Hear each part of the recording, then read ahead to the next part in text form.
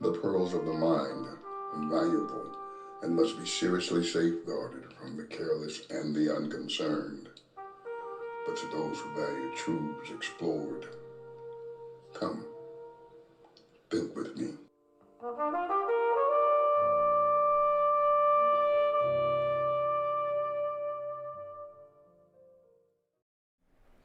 It's an interesting time in which we live, and we've been talking quite a bit throughout this season, in and out of various shows, talking about the issue of the last days, so to speak, looking at Matthew's consciousness about the way we should live in these times. Now, you recall, it's been clear that we live between the advents, the first coming, and our belief is that he will come again in the day of the Lord, and the period in between his ascension and his return, that delayed period of time, we look at that as a period of birth pains, a period of development, and a period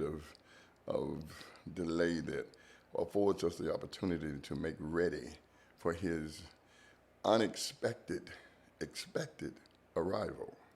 That's just where we are at as believers. But from that, I glean this notion that we live between great or massive distress and normal pattern living. We live in the tension with these two, and as the episodes of distress heightened, our push to live in patterns of normalcy are challenged with a great deal of focus. We have to begin to believe and understand and put into place a faith that forms and shapes for us a new normal. Now, you've been hearing that phrase a lot if you watch a lot of news or pay attention to the commentaries of the day. You'll discover that the new normal is a term that's used to basically slide us into a consciousness that removes us from what once was, to determine a new normalcy in what is now being provided, being given to us. Well, my argument is clear on that notion. I believe so clearly, it's so clear in my understanding, and should be played out for you. So maybe you might consider what I'm saying to you. That the refusal to handle the realities of your future, of your present, will make difficult your understanding of the future, and gives you flashbacks of times gone by, and motivate an interest to return to business as usual in a time when there's nothing usual about that old business. We're still living in a time where viral mutations pretty much determine what kind of socialization we can have. And the refusal to wear masks, the refusal to do vaccines, the refusal to honor science, these kinds of pushbacks on the new norm, which is predicated on truths that are tried and tested, and not on conspiracy theories and propositions based on mother wit and what we once knew, and even personal civil rights. Okay? At some point or another, we have to recognize that in order to survive, we've got to find a place of normalcy. For the believer, without Christ and without Christ consciousness, without a Christocentric understanding of himself and life, there is no survival that's possible in the midst of this terrible time that we're referring to as massive distress. from one mutant form of the virus to the next. Wars and rumors of wars. Come on, somebody. Political unrest to the point where it's almost dangerous to have a contrary political view. Lawlessness like we've never known before. To be sure, when Jesus made that statement, there'll always be talk of wars and rumors of wars among us. The point was clear that in every generation, that is the generation where somebody will make the proverbial statement, we've never known this before. And with the progression of every generation, that statement progresses to new heights. Because as we move through normal living patterns, as we move towards advancement, we also advance the darkness. And with untruths, falsehoods, and deliberate manipulation of people, places, and things for personal success, we feed the night. We feed that darkness so that the level of distress is increased. Oh my goodness. And the threat is even more poignant as we attempt to live normal life patterns. So it gets more and more heightened, and we get deeper and deeper into the only way out of this. The only way out of this is a faith that does a powerful move in our lives. And we got to remember now, this is something that really troubles me when I start talking to folk about faith. Because, we want to go with faith being the substance of things hoped for and the evidence of things not yet seen, when that's the functionality of faith. That's how faith unfolds and operates. But faith in our Christ is moving forward and never moving back.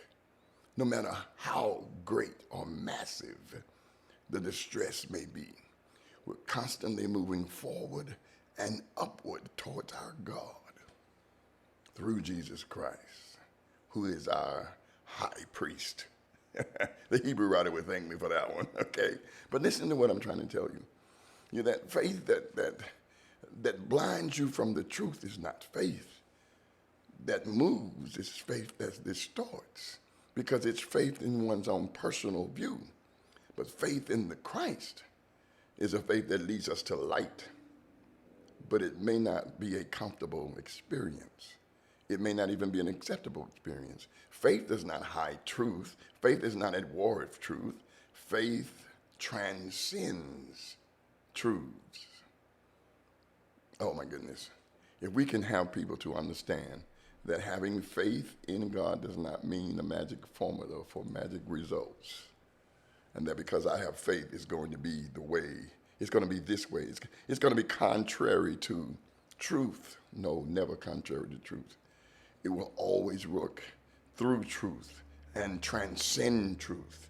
What makes a miracle and a mystery, it's its relationship to truth, not its abandonment and its rejection of truth. Pay attention. We're living in times of massive distress. And because we're living the way we're living, we have to begin to understand how to coexist with massive distress versus normal pattern living. And we have to watch for the new norm, because massive distress demands new norms. Viral infection that's global and airborne demands new normalcy. Come on. Pay attention.